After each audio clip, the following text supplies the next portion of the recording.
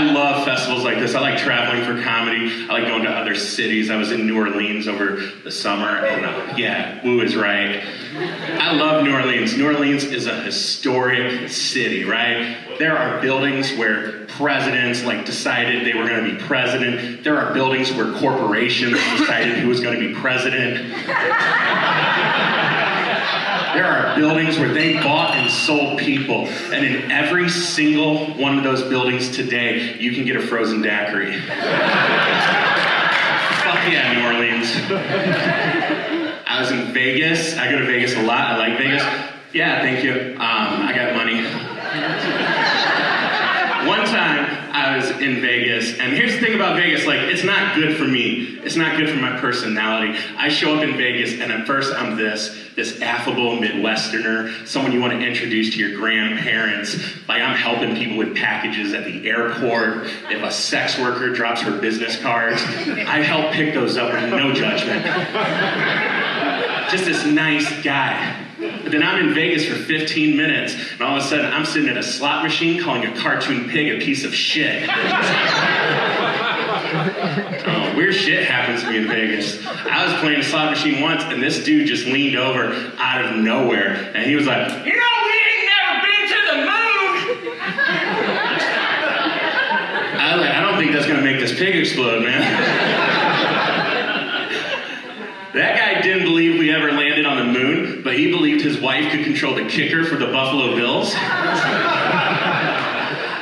They were on TV at the time. This was during football season. And at one point, he yelled out, it scared the shit out of me. He's just like, "God damn it, Shirley! I told you when they kick the field goal, you stand over there! Every time you're here, it costs me $300. And I was like, man, don't be mad at your wife for being magical. I like being on the road. I drive a lot. I drove here from St. Louis. I try to drive more carefully now. I learned last year that a park ranger can write you a speeding ticket on the highway. I'm not cool with that information. I was just driving along, minding my own business, and I look in the rearview mirror and I see flashing lights. I'm like, oh no, I'm getting pulled over. And I look closer, it's a giant green pickup truck that says park ranger. And I'm like, I don't know if I'm actually being pulled over. I look in my passenger seat, I don't see a picnic basket or a bear. That's a very specific age group that laughs at that.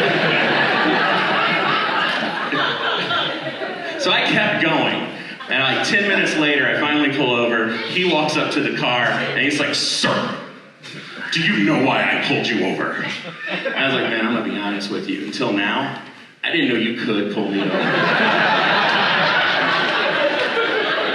It took 10 minutes because I asked Siri.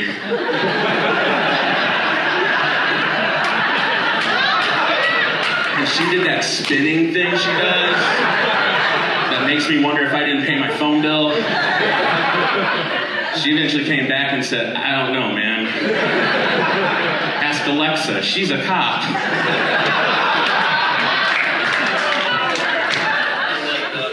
He didn't laugh at that.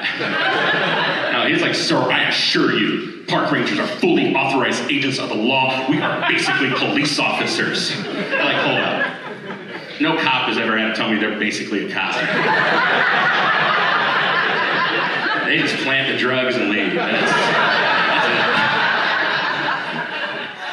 After this happened, I was writing the joke and I ran it by a friend of mine. He's like, Chris, you don't actually talk to police officers this way, do you? You don't do that. And I was like, no, I would never talk that way to a police officer. I'll talk that way to a park ranger. I'll fucking if you're worried for my safety, you gotta remember, this guy's badge number is Ranger Bob.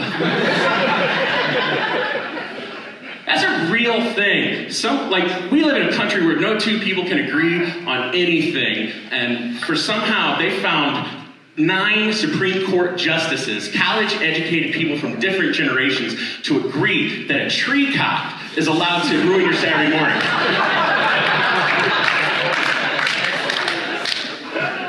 Sometimes people are like, Chris, your set is supposed to be 10 minutes. You just did 7 minutes about park rangers. Do you think that's an effective use of your time? But the thing is, I am the only comic in America brave enough to take on the overreach of the National Park Service. Doing it for you.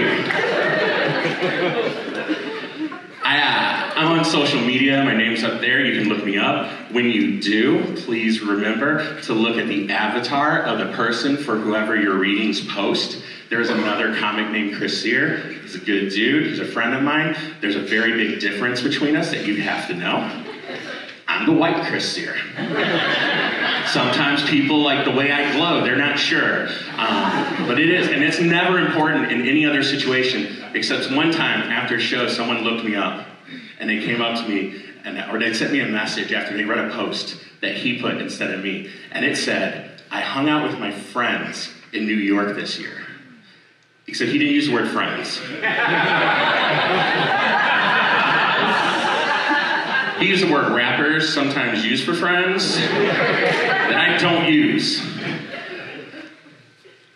They sent me a message, and it said, Chris, I wanted to follow you today. I wanted to support your comedy career, but then I saw this hate that you decided to perpetrate on us. And it was paragraph after paragraph of this, and I couldn't figure out what happened. And I was like, oh, I get it. You looked and you saw that the guy who posted this looks like Drake. You didn't notice he did not look like mid-90s John Goodman? It happens all the time. We get confused for each other. I asked him once, I was like, do you ever get confused for me? And he's like, Chris, you would not believe how many times my mom has told me, back off the park rangers. You guys are great. My name's Chris Sear.